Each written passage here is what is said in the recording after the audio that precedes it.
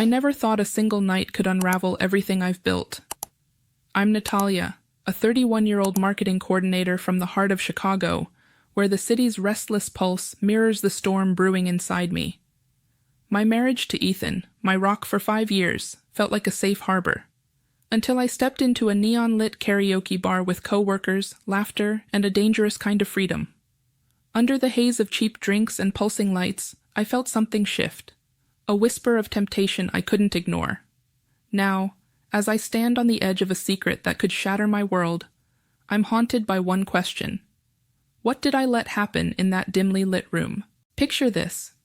A skyline of steel and glass piercing the twilight. The hum of a city that never truly sleeps vibrating through my bones as I stand at the window of our 14th floor apartment.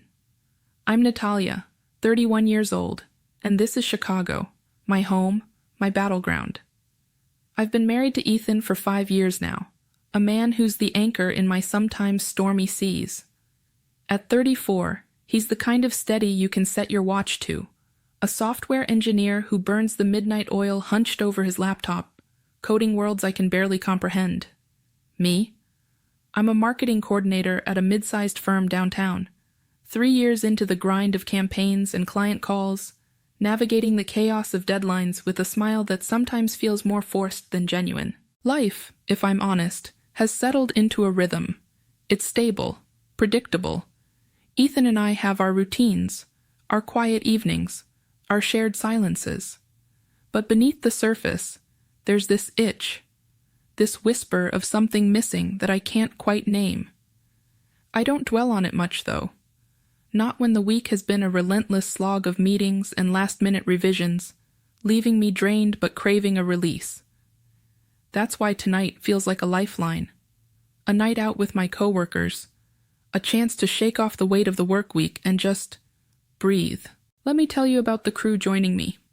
There's Sarah, 28, our graphic designer with a laugh that could light up a room. She's the kind of person who can turn any moment into a party, always the first to suggest a wild idea. Then there's Mark, 35, an account manager whose dry humor cuts through the tension like a knife. He's got this way of saying the most biting things with a straight face, and you can't help but crack up. And Lisa, 30, our data analyst, she's usually the quiet one, buried in spreadsheets. But on rare nights like this, she lets her guard down, and you see a whole different side of her, untamed and free. I'm buzzing with anticipation as I think about where we're headed. A karaoke bar in the heart of the city, a place where neon lights flicker and the air smells of cheap beer and reckless decisions. It's the kind of spot where you can lose yourself in a song, in a moment, and forget the world outside. I've heard whispers about an old college acquaintance, Jake, who might be there tonight. Back in the day, he was the life of every party, charming and outgoing, the kind of guy who could talk his way into or out of anything. Now in his early 30s, I bet he hasn't changed a bit. Word is he's rolling with a few friends, guys I haven't met yet. There's Ryan, tall and athletic with a smile that could melt ice. Caleb, sharp-featured and quick with a comeback. And Derek, quieter but with eyes that seem to see right through you. As I step out of the cab and onto the bustling sidewalk, the city's pulse hits me like a wave. The neon sign for Neon Notes flickers above the entrance, casting a retro glow over the crowd spilling in and out of the karaoke bar. It's a lively spot tucked into a vibrant corner of Chicago, where flashing lights paint the night in electric hues of pink and blue. The air is thick with the scent of fried food, greasy onion rings and crispy wings, mingled with the sugary tang of spilled cocktails. I can feel the energy buzzing through me as I weave through the throng with Sarah, Mark, and Lisa, their excited chatter blending with the thrum of bass leaking from inside. We're on a mission to snag a private room, a little sanctuary amidst the chaos, and after a quick word with the host, we're ushered down a narrow hallway to our own slice of the party. Pushing open the door, I'm hit with the vibe of the room. Black leather couches line the walls, worn but plush, inviting us to sink in. A small stage sits at the far end, a lone microphone stand gleaming under the spotlight, just waiting for someone to claim it. Colorful LED lights pulse in time with the faint background music, splashing reds, greens, and purples across the space. A large screen mounted on the wall displays scrolling lyrics, a silent promise of the belting that's about to happen. I drop my bag on the couch and take it all in, feeling the weight of the week start to lift off my shoulders. Sarah's already flipping through the song catalog, her eyes sparkling with mischief, while Mark cracks a joke about needing liquid courage before he even thinks about singing. Lisa just smirks, sipping on her margarita as the server drops off our first round of drinks. Cool, minty mojitos for me and Sarah, and a frosty beer for Mark. We waste no time diving into the cheesy 80s hits, the kind of songs that make you laugh before you even start singing. Mark's up first, grabbing the mic with a mock-serious expression before launching into Sweet Child O' Mine. His voice is hilariously off-key, cracking on every high note, and I can't help but double over, clutching my sides as tears of laughter stream down my face. Sarah's egging him on, shouting fake encouragement between sips of her drink, while Lisa records the whole disaster on her phone, probably for blackmail later.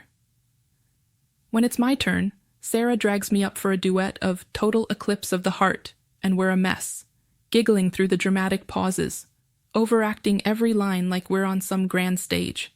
My voice wavers, but I don't care. The room is ours, and for a moment, nothing else matters. After a few songs, I volunteer to grab another round of drinks, my throat scratchy from all the shouting.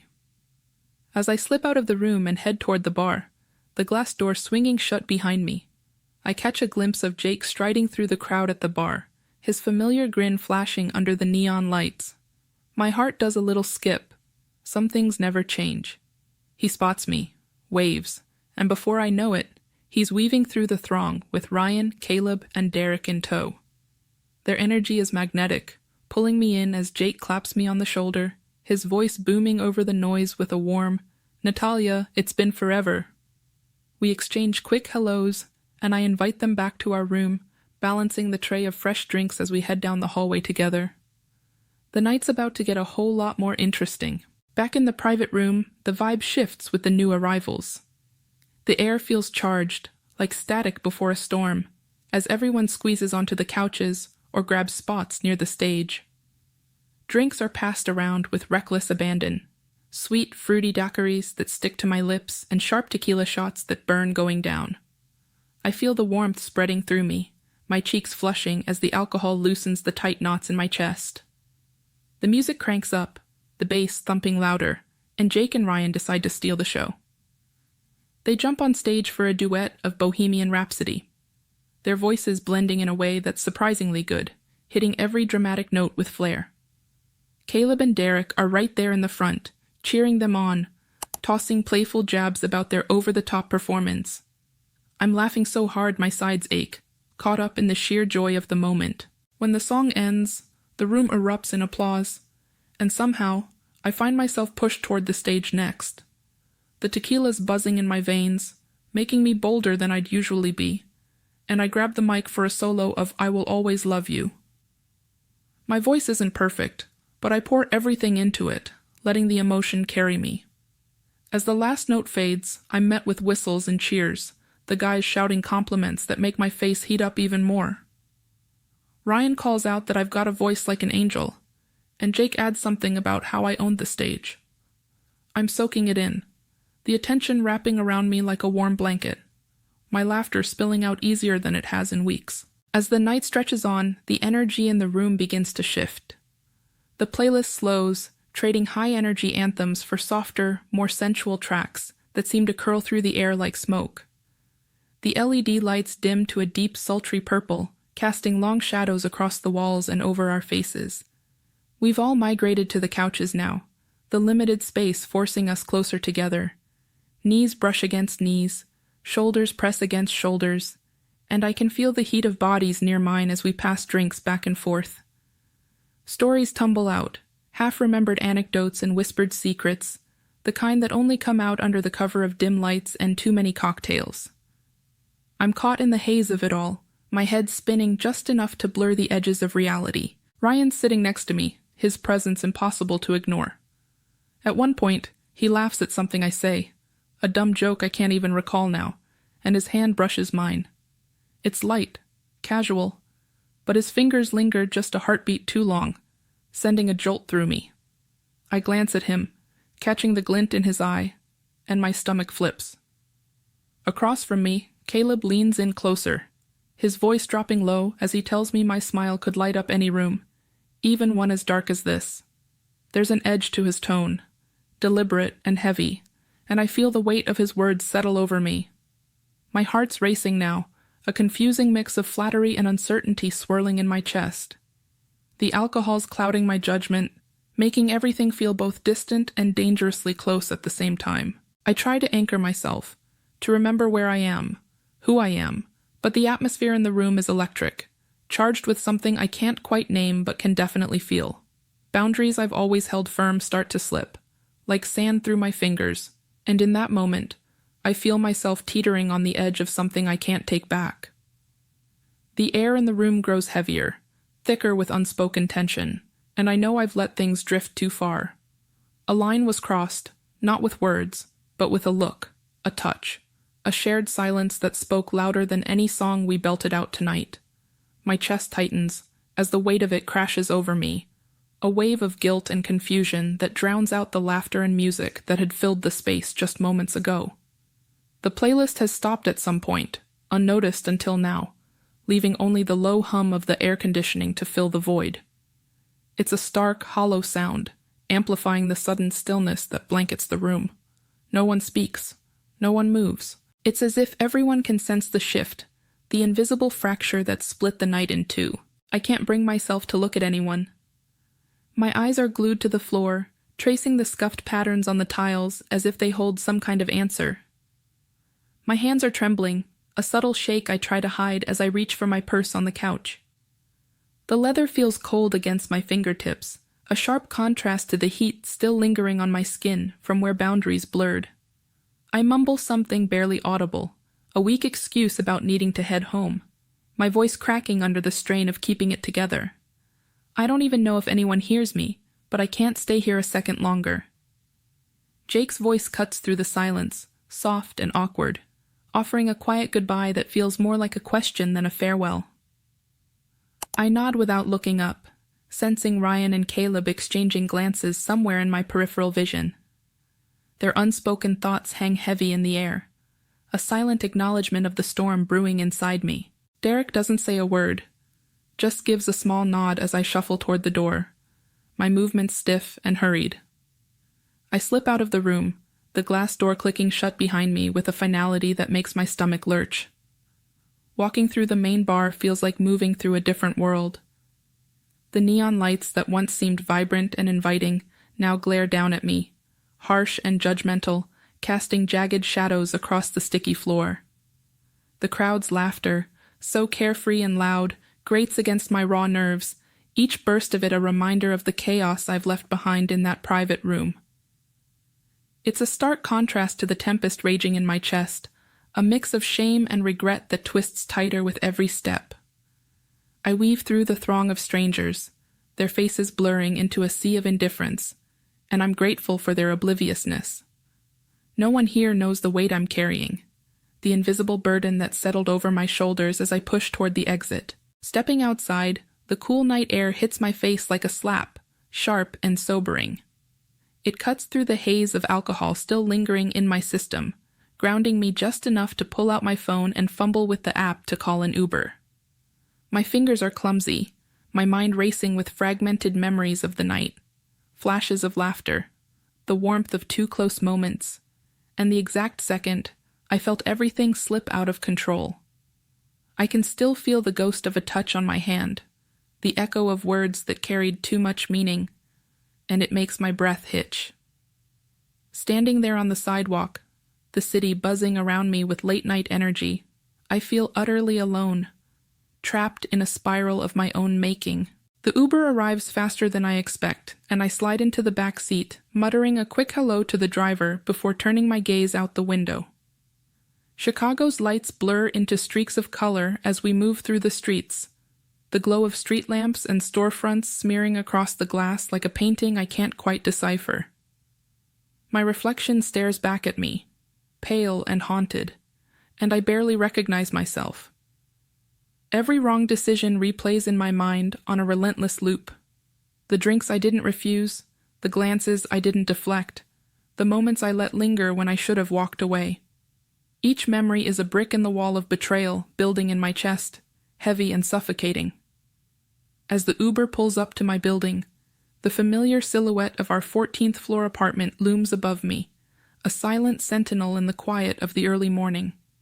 My legs feel like lead as I step out, the weight of the night pressing down harder with every step toward the entrance.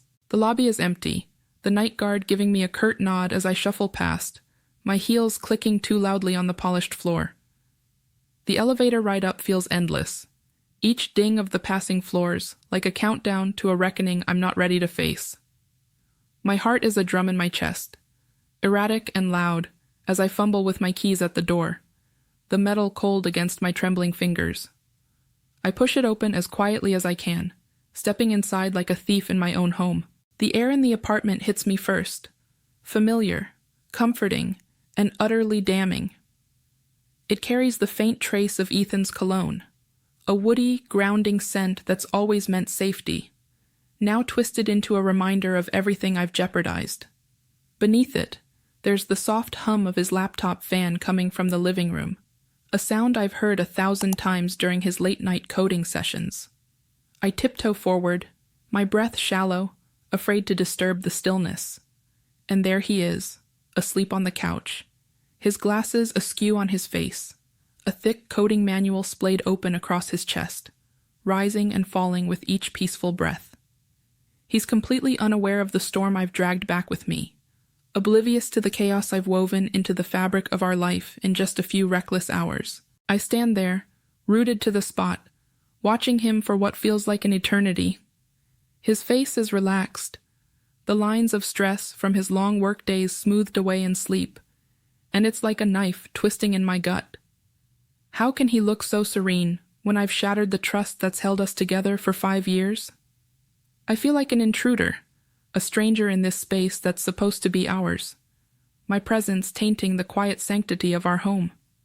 My vision blurs as tears well up, hot and unbidden, spilling over before I can stop them. They trace silent paths down my cheeks, each one a confession of the betrayal I've committed, a betrayal not just of action, but of the heart. I let myself get caught in a moment that spiraled beyond control, allowed whispers and touches to linger in ways that crossed every line I swore I'd never cross. And now, standing here, I'm drowning in the realization of how deeply I've wounded the one person who's always been my rock. I force myself to move, my feet dragging as I make my way to our bedroom. I slip off my shoes at the door, the soft thud of them hitting the floor sounding louder than it should in the oppressive silence. I sit on the edge of the bed, the mattress dipping under my weight, and catch my reflection in the mirror across the room. My makeup is smudged, streaks of mascara painting dark trails down my face, my eyes hollow and shadowed with something darker than exhaustion. I look like a ghost of myself, a shell of the woman Ethan married, the woman who promised to stand by him through everything. My hands clutch at the edge of the comforter, fingers digging into the fabric as if it could anchor me. But there's no escaping the void inside me, the gnawing emptiness that's taken root where love and trust used to be. I hear a faint rustle from the living room, and my breath catches. Ethan stirs, his footsteps soft but deliberate as he shuffles toward the bedroom, still half asleep. I don't turn to look at him, can't bear to meet his eyes even in the dim light filtering through the curtains. He climbs into bed beside me, the mattress shifting under his weight, and without a word, his arm drapes over me, a gesture so instinctive, so full of unspoken love, that it cuts deeper than any accusation ever could.